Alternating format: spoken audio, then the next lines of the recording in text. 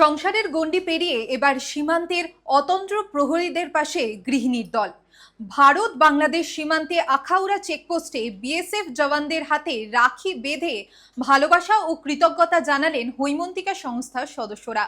সম্প্রীতি ও সৌভ্রাতৃত্বের মেলবন্ধনে পালিত হলো বিশেষ এই রাখি উৎসব। রাখির পবিত্র উৎসবে সীমান্ত পাহারা দেওয়া বীর জওয়ানদের প্রতি ভালোবাসা ও কৃতজ্ঞতা জানাতে এক অভিনব উদ্যোগ নিল সামাজিক ও সাংস্কৃতিক সংস্থা হৈমন্তিকা। আগরতলার ভারত বাংলাদেশ সীমান্তের আখাউড়া চেকপোস্টে আয়োজিত হয় রাখির সুতোয় বাঁধি মানবতার বন্ধন শীর্ষক বিশেষ উৎসব। সেখানে উপস্থিত হয়ে সংস্থার সদস্যরা বর্ডার সিকিউরিটি ফোর্স এর জওয়ানদের হাতে রাখি পরিয়ে দেন এবং মিষ্টি মুখ করান।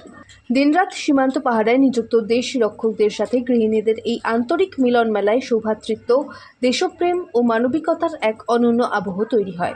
সম্পূর্ণ গৃহিণীদের দ্বারা পরিচালিত এই সংস্থাটি নিজেদের প্রতিটি কর্মসূচি কোনো না কোনো অনুপ্রেরণাদায়ী মহিয়সী নারীর স্মৃতির উদ্দেশ্যে উৎসর্গ করে থাকে।